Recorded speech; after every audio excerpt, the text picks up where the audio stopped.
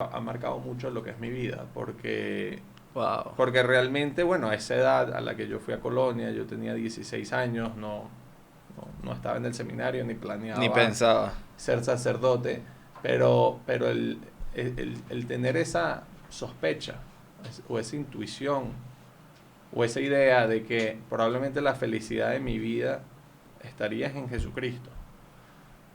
Realmente creo que me ayudó mucho, me orientó mucho y realmente hoy en día, después de todos estos años desde que entré al seminario, esa es realmente mi experiencia, ese es realmente mi testimonio. La felicidad que yo busco es una persona, es Jesucristo, o sea, Jesucristo, esa persona que murió, que resucitó, que nos enseñó todas esas enseñanzas que están en el Evangelio, esa persona es el sentido de mi vida, esa persona es lo que realmente me hace. Bienvenidos a God's Plan, un podcast para descubrir qué es lo que Dios quiere de mí, en colaboración con Catholic.net y Cusic Studios.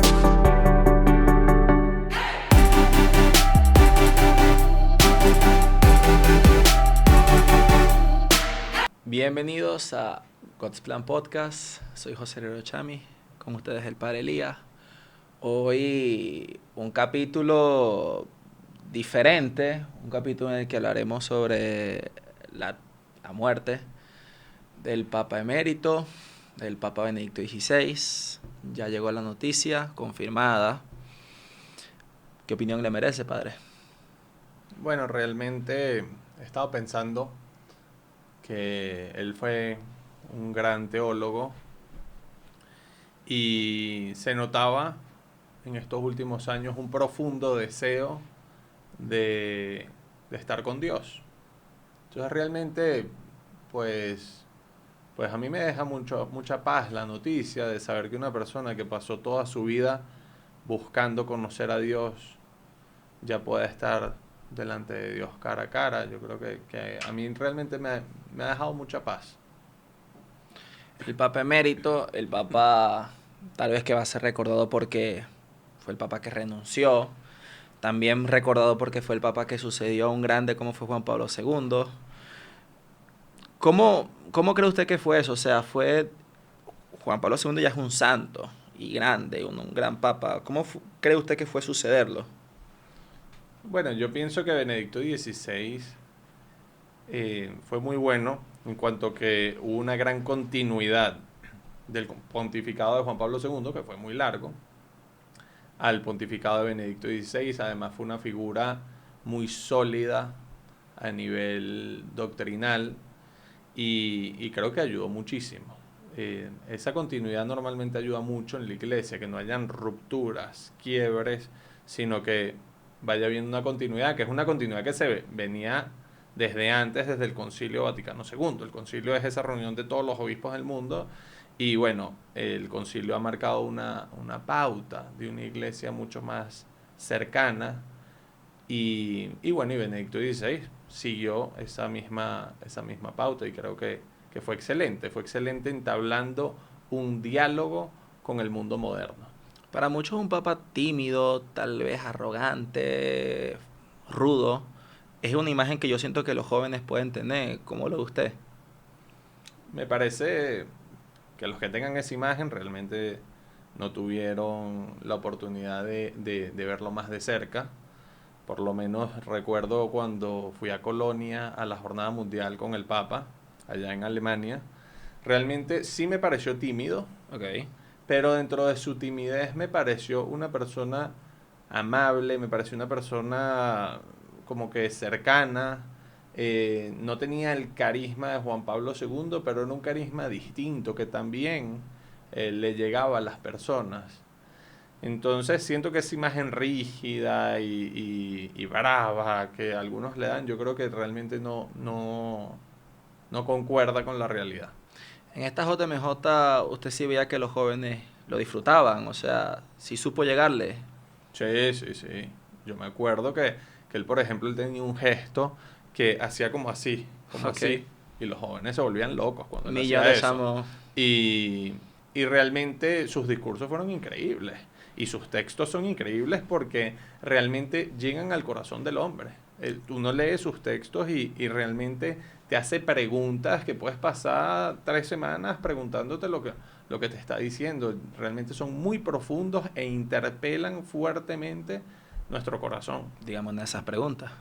O sea, por ejemplo, de los textos que más me han gustado de él está Spe Salvi, Okay. está Deus Caritas Est, que es su Ok. encíclica sobre el amor. Spe Salvi es sobre la esperanza. Por lo menos en Deus Caritas Est me encanta cómo maneja el tema del amor, que muchas veces ha habido corrientes que dicen que el catolicismo como que reprime los deseos.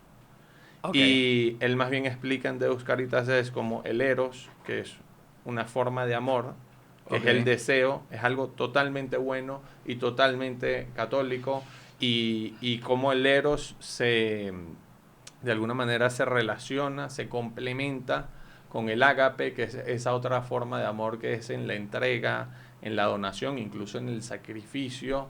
Y lo va explicando de una manera que uno siente que él como que te va llevando de la mano y va poniendo las cosas en orden, va poniendo las cosas en su lugar. Tiene libros increíbles, por ejemplo, Introducción al Cristianismo, Ok.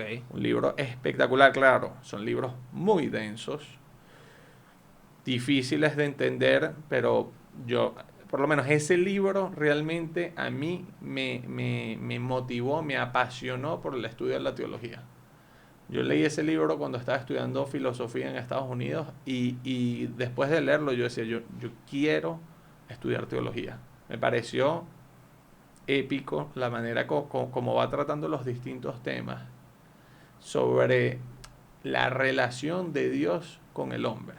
Muy, muy, muy, muy interesante, y algo que realmente sientes que son preguntas existenciales que uno trae y que ese libro de alguna manera te ayuda a profundizarlas. Este papa también, por lo menos con los jóvenes, siento que la imagen referencia que muchos jóvenes tienen fue la bendita película esta de los dos papas. Conozco amigos que no tienen ni idea de quién era y me dicen, y ya la imagen que dieron de esa película era como que así lo ven, como un papa tal vez un dictador que venía con una corriente, que quería hacer las cosas de una manera y después el papa Francisco otra. Si era así este papa, el papa emérito. Bueno, en realidad la película yo no la vi, Ok. entonces no puedo hablar mucho de la película. Y no la vi porque un día llegué a mi comunidad y los demás padres la habían visto y les pregunté qué les había parecido y no les había gustado, les había parecido como ciencia ficción. O sea, como agarraron dos figuras reales, Papa Francisco y el Papa Benedicto, y comenzaron a sacar escenas y cosas que realmente nunca sucedieron y historias que realmente nunca sucedieron, y entonces ellos sintieron que bueno, que está bien como para entretenerse un rato, pero no te da una idea real de estas dos personas. Entonces yo no la quise ver porque realmente, ¿para qué voy a tener como que ciencia ficción sobre personas reales? Claro. Me parece, a mí no me gusta eso porque pienso que a mí me gusta saber qué es verdad y qué no es verdad. En Ok. este tipo de películas no sabes realmente de lo que te están mostrando que realmente sucedió y es cierto y que realmente no. Entonces uno se queda más bien como confundido. Entonces por eso no me llamó la atención. Ahora bien, realmente esa película, el que la vea como queriendo conocer la vida Una autobiografía. del Papa o queriendo conocer su pontificado, me parece una tontería.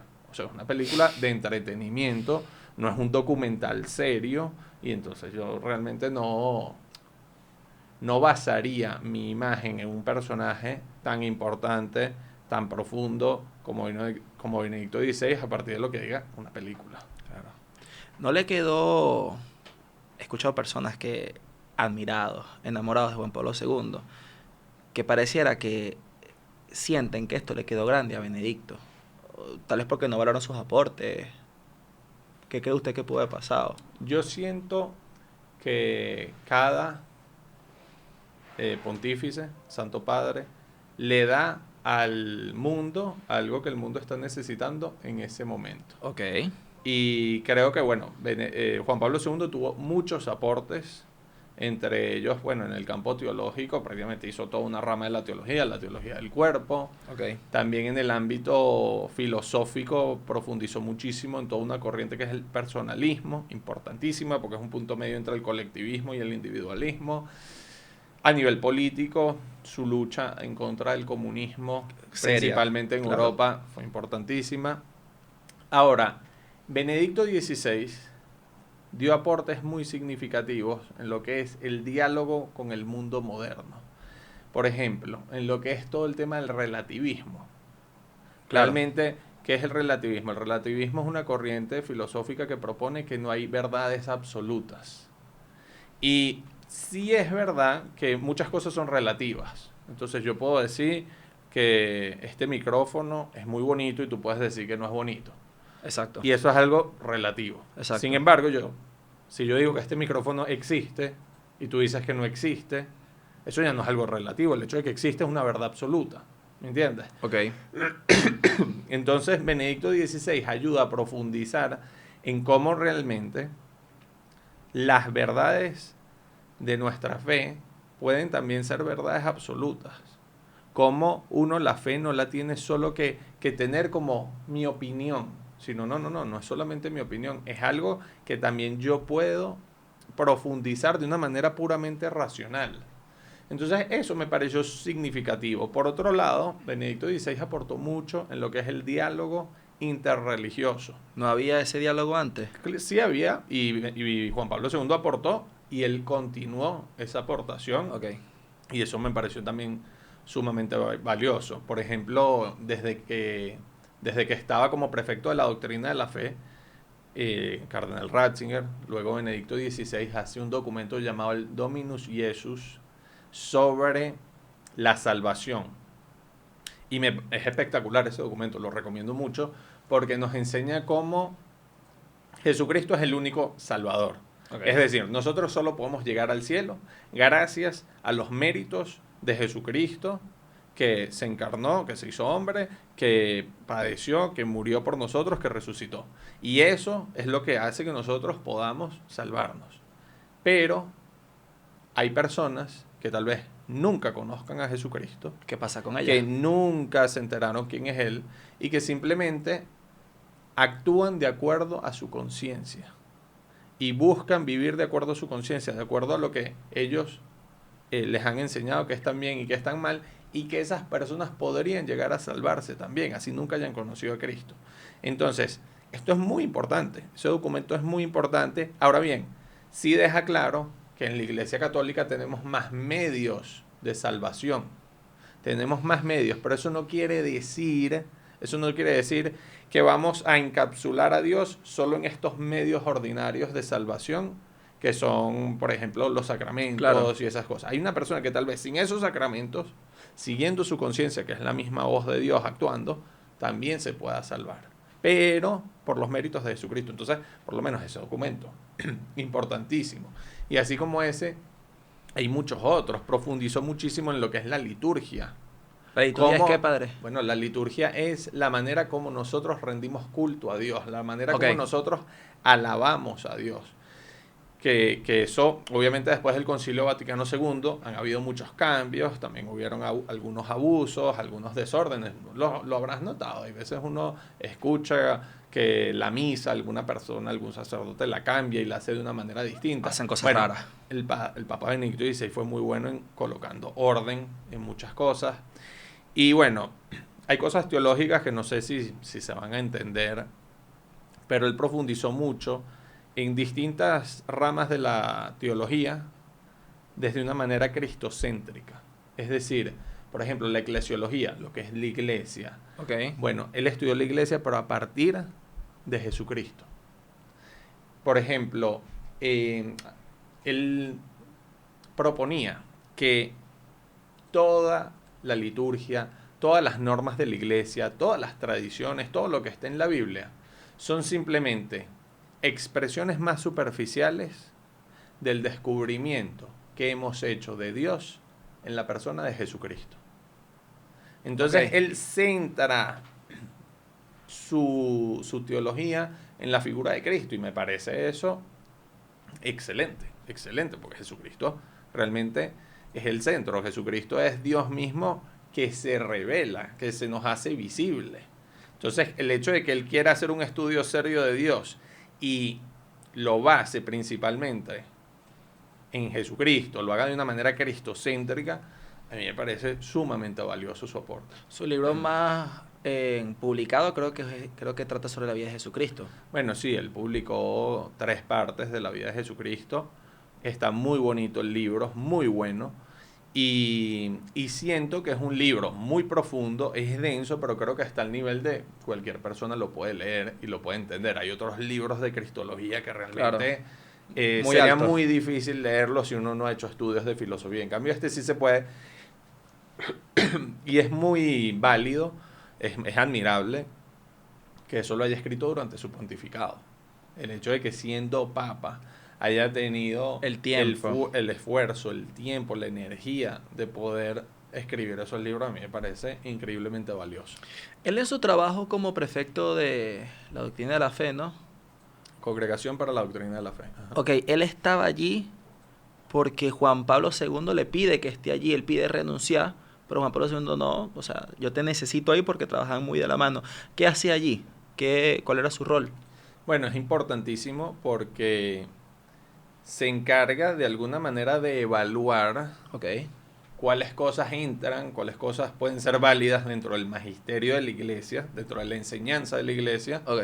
y cuáles cosas no.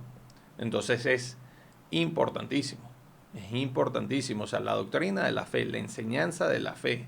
Entonces, por ejemplo, ellos se encargaron en gran parte de la elaboración del catecismo de la Iglesia Católica. Ah, ok. Imagínate un documento tan importante como ese, y él, siendo prefecto de la Congregación para la Doctrina de la Fe, él fue el que le dio seguimiento a ese proyecto. El catecismo es nuevo. Sí, el catecismo es relativamente reciente. ¿Y antes qué había? Antes había otro catecismo y este fue... La evolución. sí, hubo como algunos cambios realmente. También sé que él estuvo muy de frente llevando a cabo todos los temas de abusos de sacerdotes. Él estuvo muy al frente de eso antes de ser papa. A lo mejor su elección tuvo que ver algo que ver con eso para trabajar eso, o son teorías. Bueno, sí, él como prefecto para la Doctrina de la Fe le llegaban esos casos y él fue una persona muy, muy, muy recta. ¿En qué sentido? Benedicto XVI realmente puso mucho orden en cuanto a que sí sucedió que en algunos lugares algunos obispos o sacerdotes habían encubierto ciertos casos de abuso. Es decir, tal vez habían algunas acusaciones y entonces sacerdotes simplemente lo removían del ministerio, o sea, no lo dejaban seguir ejerciendo su sacerdocio, pero no necesariamente lo metían preso. No Okay. necesariamente buscaban penas jurídicas, civiles. Y Benedicto XVI puso mucho orden. Él realmente tuvo una conducta como de tolerancia cero con respecto al tema de los abusos. Fue sumamente duro, como se tiene que ser, porque eso es un crimen horrible. Claro. Y Está mal, nos daña. está terriblemente mal y obviamente se tiene que castigar a un nivel civil. O sea, esa persona que comete esas cosas debería ir preso. Entonces él realmente en ese sentido fue sumamente transparente y puso mucho orden y tomó decisiones muy duras en ese campo. ¿Esto lo hace antes o después del papado? Antes y después. Me imagino Antes lo hizo bastante, pero después como papa, tenía más fuerza. realmente como papa fue un momento en donde, como decirlo así, esta burbuja explotó en distintos lugares y él fue sumamente radical, sumamente transparente, duro, o sea, realmente tolerancia cero con estos casos, no con nada de encubrimiento, estas cosas, o sea, él realmente, o sea, ser capaz de uno decir, miren, sí, esto es una situación real, esto es una situación terrible y hay que afrontarla buscando incluso personas, o sea, institutos profesionales en este cambio que de alguna manera investigaran a distintas diócesis, a congregaciones religiosas, para realmente llegar a concluir qué había pasado, qué no había pasado y que se llegue hasta el fondo sin importar las consecuencias. Él realmente en eso fue sumamente incisivo y creo que lo hizo muy bien, creo que lo hizo como se tenía que hacer. Esto ha traído frutos.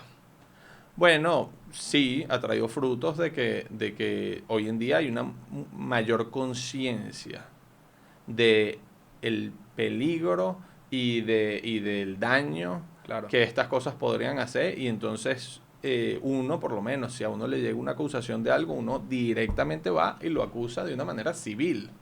No solo de una manera que uno le manda algo al obispo, mira, escuché esto. No, no, no. Uno va donde un tribunal civil y acusa de estas cosas. O sea, ahorita tenemos políticas muy serias para afrontar este tipo de temas. Esto es interesante. Sobre un caso también que es muy particular y que la gente se puso mucho debate fue en el tema de su separación del papado, cuando él renuncia. Hay personas que piensan que esto pudo haber pasado porque por dentro de la iglesia lo estaban empujando, personas que dicen que habían conspiraciones contra él. ¿Qué cree usted que pudo haber pasado allí? Bueno, las razones que él da cuando él renuncia es que no contaba con las fuerzas suficientes para llevar a cabo ese trabajo, ese ministerio, debido a su avanzada edad.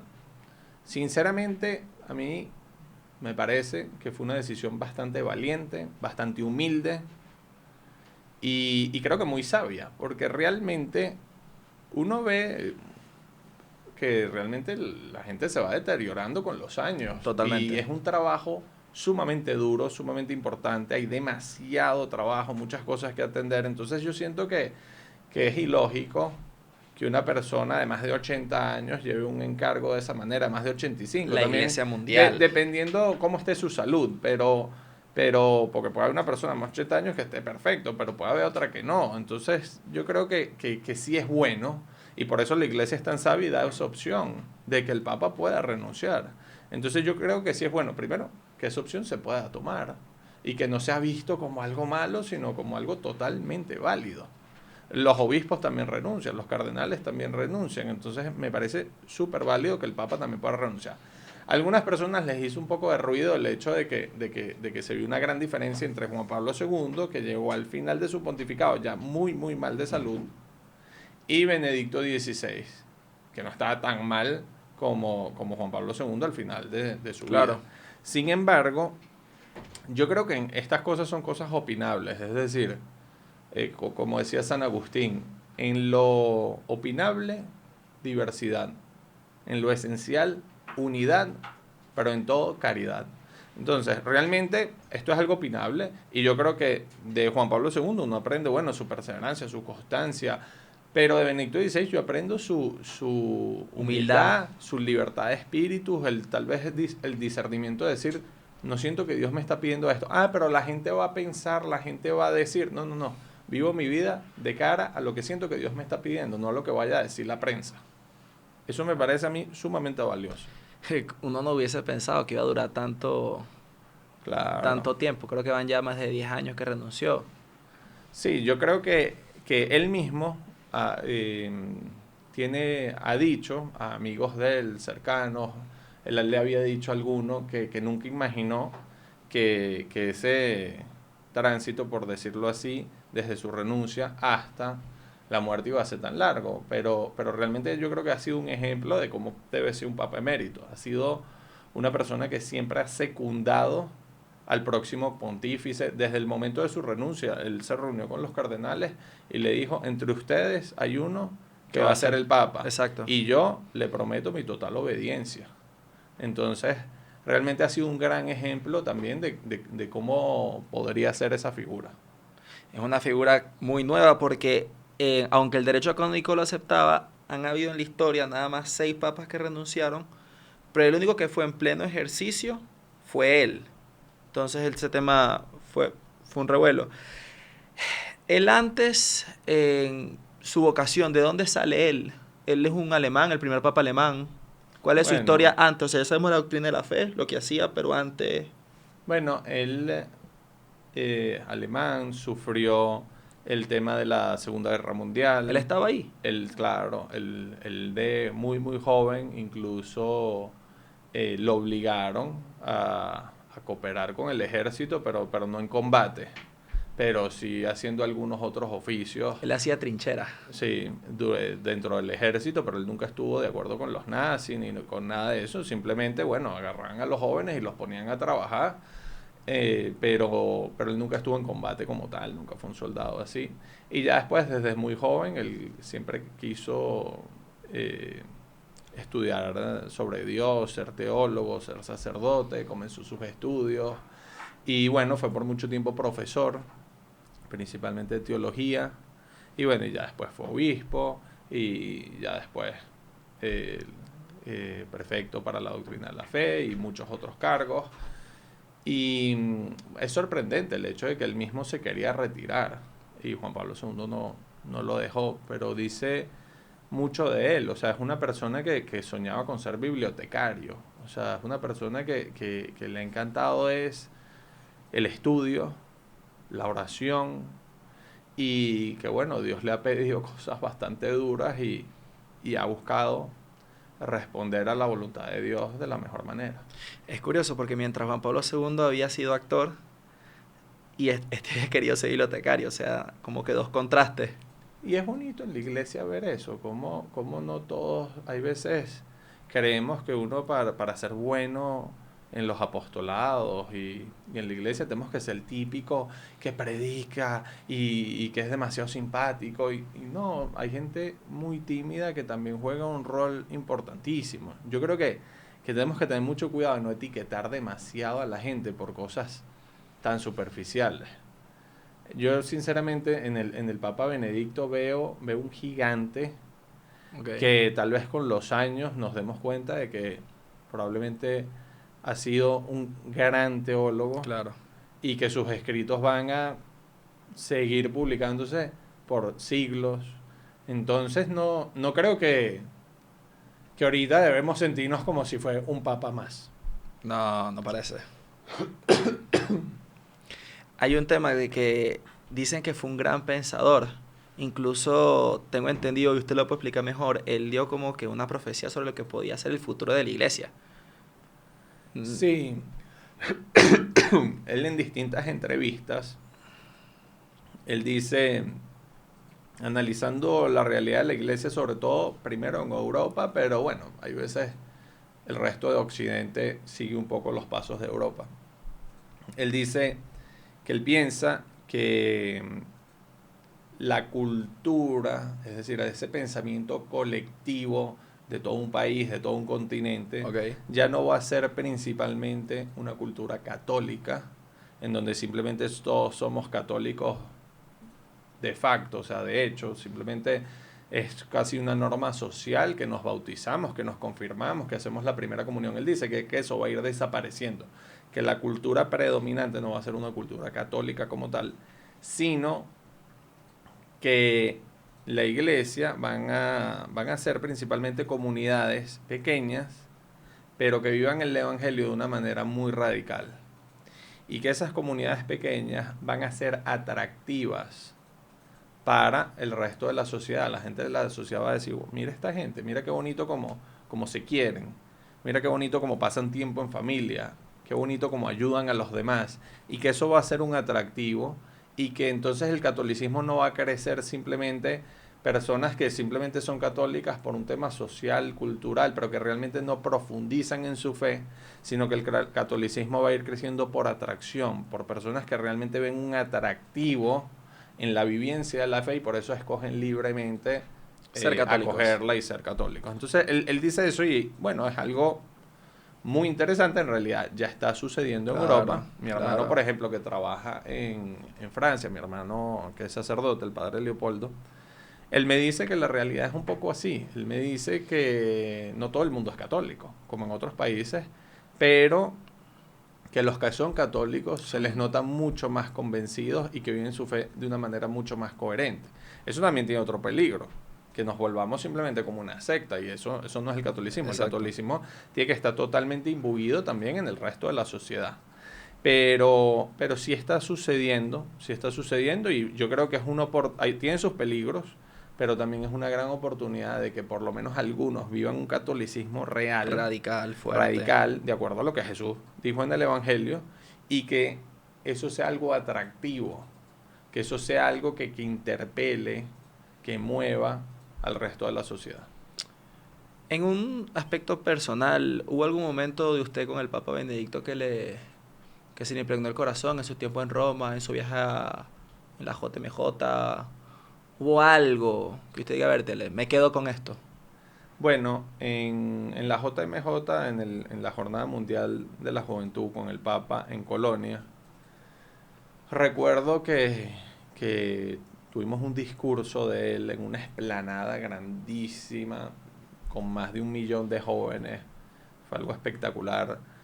Y recuerdo que él dijo ese día, yo en ese momento no capté mucho la frase, porque hablaba en varios idiomas, hablaba en alemán, después hablaba en italiano, después hablaba...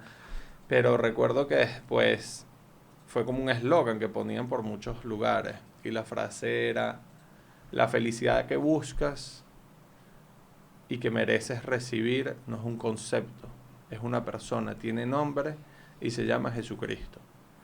Y yo creo que esa frase ha marcado mucho lo que es mi vida, porque realmente, bueno, a esa edad a la que yo fui a Colonia, yo tenía 16 años, no estaba en el seminario, ni planeaba Ni pensaba ser sacerdote, pero el tener esa sospecha o esa intuición o esa idea de que probablemente la felicidad de mi vida estaría en Jesucristo, realmente creo que me ayudó mucho, me orientó mucho, y realmente hoy en día, después de todos estos años desde que entré al seminario, esa es realmente mi experiencia, ese es realmente mi testimonio. La felicidad que yo busco es una persona, es Jesucristo. O sea, Jesucristo, esa persona que murió, que resucitó, que nos enseñó todas esas enseñanzas que están en el Evangelio, esa persona es el sentido de mi vida, esa persona es lo que realmente me hace feliz, no son los proyectos, no son ninguna de las demás cosas, es realmente esa persona lo que a mí me hace feliz,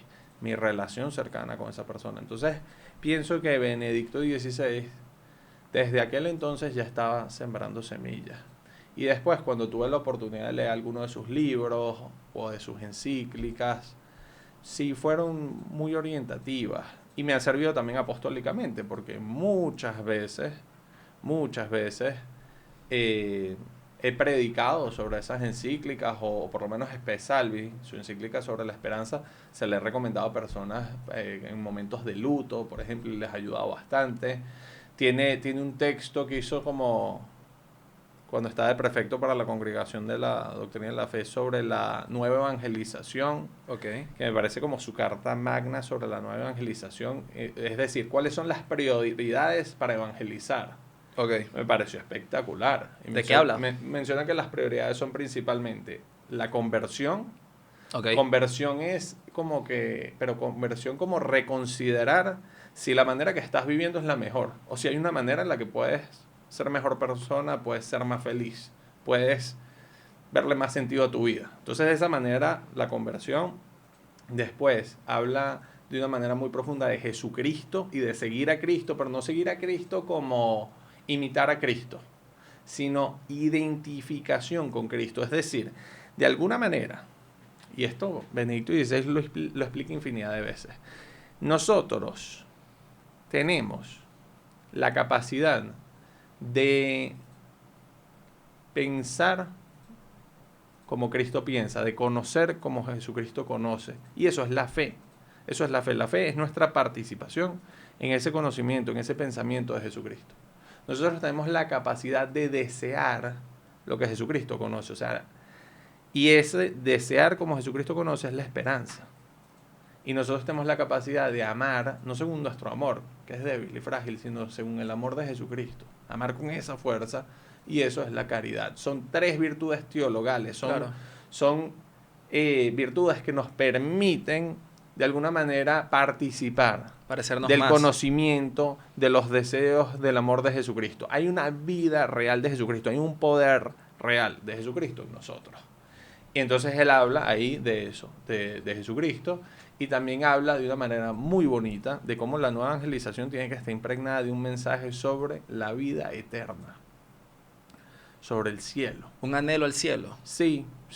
O sea, sobre cómo muchas veces no vamos a encontrar sentido en esta vida a todo. Hay cosas que simplemente No tienen sentido.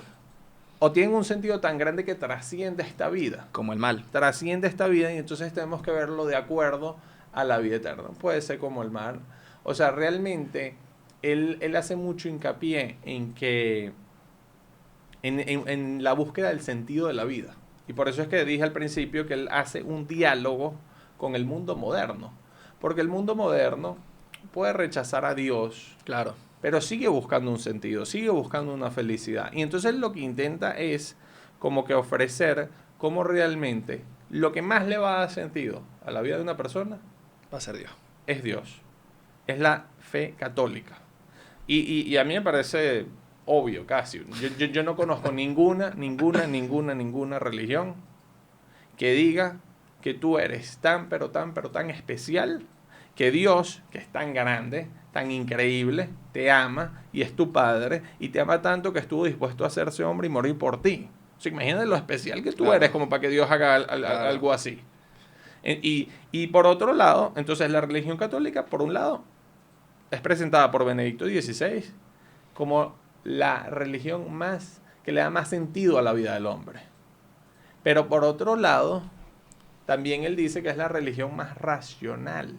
Porque él dice que es la religión más racional, porque ninguna religión, y esto es algo objetivo que voy a decir, no es mi opinión, es algo objetivo, ninguna religión ha tenido el desarrollo filosófico, racional que ha tenido la religión católica. Es ¿En decir, serio? nosotros tenemos miles de años en donde han habido un montón de filósofos que han analizado cada una de las verdades que propone nuestra fe y las han intentado explicar a un nivel puramente racional. Hay religiones en donde ni siquiera se puede hacer eso, la religión no te lo permite. En cambio, la religión católica, Dígame una. el Islam no permite que tú cuestiones racionalmente las verdades de fe. En cambio, la religión católica ha propiciado durante cientos de años que cualquier cantidad de filósofos y monjes realmente profundicen de manera racional en las verdades de la fe. Tenemos bibliotecas gigantescas, enteras llenas de eso. Realmente el catolicismo toma la filosofía más increíble que ha existido, o sea, la filosofía como la explicación de la realidad más increíble que ha existido, que ha sido la filosofía griega, con exponentes como Platón y Aristóteles. Gigante. Y toma las ideas de estos tipos, toma su visión de cómo entender la realidad y comienza a aplicar eso a las verdades de nuestra fe. Entonces, no hay ninguna otra religión que haya tenido el desarrollo filosófico que ha tenido la religión católica, y no hay ninguna otra religión que le dé tanto sentido a la vida del hombre. Benedicto XVI profundiza eso, profundiza el tema del sentido del hombre, pero también profundiza en la racionalidad de la fe católica. Y realmente eso es espectacular, espectacular. A mí me encantaría estos libros que me he leído de Benedicto XVI, de alguna manera transmitirlos como introducción al cristianismo. Claro. Hacer un curso de introducción al cristianismo, pero en un lenguaje mucho más fácil, Digerible. y digerible para la gente, y dar un curso de eso. Sería un proyecto increíble. Hay una frase que me estaba sonando mientras usted decía, como que siento que todas las religiones son un intento del hombre en llegar a Dios, mientras que la de nosotros, y no sé si así lo piensa Benedicto, pero es lo que a mí me entendió, es Dios el que se acerca a nosotros. Sí, eso sí, distintos teólogos han desarrollado mucho esa idea y es total, porque nosotros hagamos lo que hagamos, estamos muy limitados en lo que podemos hacer para llegar a Dios. Si nosotros podemos hacer algo para llegar a Él, es porque Él se ha revelado, porque Él lo ha permitido. Sí, eso es mucho la línea de San Buenaventura que Benedicto XVI también acoge y profundiza. Por lo que veo también Benedicto fue sumamente profundo, o sea, a lo mejor no se valora, o personas, puedo hablar por los jóvenes, no valoran todo lo que ha hecho porque, vértele, un chamo, o sea, normalmente yo no tengo panas que van por ahí leyendo libros de teología. Entonces a lo mejor por ahí es que a lo mejor usted que tiene la formación, que está metido en la candela, a lo mejor sabe valorar todas las cosas que ha dado. Pero no solo en el ámbito teológico, también en el ámbito cultural. Por ejemplo.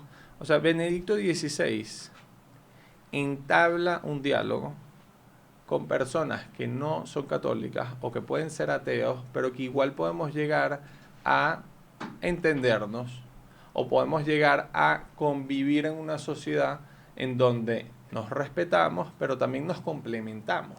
Ok, esto me... O sea, él realmente no presenta al católico Ok.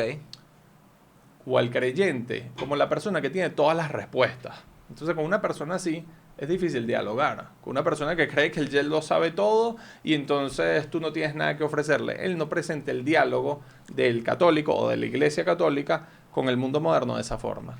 Él más bien lo presenta como, mira, yo he llegado a estas respuestas y son respuestas que me encantan, que me gustan y que las quiero compartir contigo, pero que no te las quiero imponer y que además quiero aprender también de tus respuestas, de lo que tú has llegado, porque eso también me puede ayudar a mí. Y también él sabe reconocer que los católicos no tenemos todas las respuestas. Los católicos no podemos dar una respuesta a todos los misterios. Entonces, esa manera humilde es sumamente importante. Yo recomiendo mucho que ese libro, Introducción al Cristianismo, de Benedicto XVI, lean por lo menos la introducción de ese libro, para que vean cómo él presenta que el creyente y el ateo están en una misma aventura, que es la aventura de vivir, de estar en el mundo, Claro. de encontrarle sentido a nuestra vida, y que sí, el católico obviamente tiene unas respuestas que le hacen profundamente, o sea, le ayudan muchísimo, pero que sigue en la misma aventura del vivir, sigue viviendo con incertidumbre, no tiene todo bajo control, no sabe exactamente cómo le va a ir en la vida. Él presenta además la fe, y esto me parece importantísimo, no solo como una doctrina que te da respuestas a preguntas que no conoces. Que si, ¿quién creó el universo? Dios. ¿Quién, qué viene después de la muerte? Bueno, el cielo, el infierno, el purgatorio. Él no solo presenta la fe como una doctrina que te tienes que aprender, no. Él presenta la fe principalmente como una relación personal con Dios. Es como si yo te hablo de, no sé, de mi abuelita. Yo Ok. te puedo decir muchas cosas de ella, pero tú todavía no la conoces. Tú solo has escuchado cosas de ella. Tú te puedes leer un libro sobre ella, pero no la conoces todavía. Hasta que hagas la experiencia de conocerla. De igual manera es con Dios. Benedicto XVI nos dice que la fe verdadera, la fe es relacionarte con Dios, confiar en Dios, amar a Dios. Entonces, eso a mí me parece muy valioso, muy valioso. Realmente, muchos de los jóvenes no conocen los textos de Benedicto XVI, pero créeme que él ha influido en obispos, en sacerdotes y en personas que tal vez predican algo que le llega a otra persona y esa persona tal vez le llegue a esos jóvenes. Sí influyó mucho en el pensamiento, en la teología, y eso obviamente yo creo que va permeando en toda la iglesia, pero no necesariamente es que él dijo algo que la gente le ayudó mucho. Se va haciendo como todo ese camino. Proceso. Todo ese proceso. A mí lo que me llama la atención es que la imagen que me está presentando usted es el tipo más humilde del mundo. Y no lo digo cuestionándolo, pues, o sea, es súper humilde la manera tal cual me lo está presentando y no sé si la gente piensa así, pues. O sea, yo tenía la imagen del alemán rígido, que se levanta a las 4 de la mañana a trotar, qué sé yo, y que se acuesta todos los días a las 12 de la noche después de haber escrito 10.000 cosas. No, o sea, una persona, por lo menos la imagen que tengo yo, sumamente sencilla. Hay veces la gente lo critica porque dicen, bueno, pero ¿y por qué el Papa Francisco cuando fue a tal país quería andar en un Ford sencillo y el Papa Benedicto estaba en un Mercedes-Benz? Okay. Mi intuición es que el Papa Francisco, el Papa Benedicto, le daba igual si era un Mercedes-Benz o no. Era como que, miren, ¿qué es lo que tienen programado? Ah, que vaya en este carro, voy en ese carro. En el que tengan programado, en el que me den. O sea, realmente él no creo que haya estado para nada pegado a esas cosas, sino más como lo que me digan. Me tengo que montar en este carro, me voy en este carro. Me tengo que montar en otro, voy en otro. O sea, no... Yo no le veo, o sea, por lo menos esa es la imagen que tengo yo. Y sí he conocido gente que sí han sido más cercanos a él, que para nada no ven una persona, o sea, una persona centrada en la oración y el estudio y el trabajo, no tanto en muchas otras cosas. Ojo, no estoy criticando esos gestos del Papa Francisco que me parecen muy bonitos. Claro. Pero lo que estoy diciendo es que no creo que esta persona haya dejado de hacer eso porque haya estado apegado a un Mercedes-Benz. No. Para nada. Yo creo que en verdad ni le importaba si era un carro u otro. O sea, yo creo que está pendiente totalmente de otras De otra cosas cosa. muchísimo más profundas de Que el en Mercedes. qué carro iba ahí un discurso y que si ya habían asignado ese carro probablemente era lo más fácil simplemente montarse ahí y listo. Es muy bonito. En estos días escuché el día que queda como papa, que se presenta allá en San Pedro a todo el mundo y dice: los hermanos cardenales me han elegido a mí, un señor mayor de 78 años, un humilde servidor de la viña del Señor. O sea, él ni se lo creía. Él ni se lo Sí. creía. En uno de los más rápidos, de las elecciones más rápidas, por la línea continuista, como usted estaba diciendo, ¿no? Sí, claro, tenía una gran continuidad con el pontificado de Juan Pablo II. Había estado sumamente involucrado en el pontificado de Juan Pablo II y entonces yo creo que los cardenales querían, supongo yo, una gran continuidad y él era una figura que podía dar esa continuidad. ¿Se logró? Sí, claro, por supuesto, por supuesto. Tanto él como Juan Pablo II, por algunos han sido criticados de ser demasiado como conservadores. Por otros más bien han sido criticados de haber sido demasiado progresistas y yo creo que más bien ellos se han mantenido en un punto medio en donde han sabido acercar a la iglesia, a las personas, pero sin que por eso la iglesia tenga que perder su esencia. Eso está muy increíble. Hay muchos datos curiosos sobre el Papa.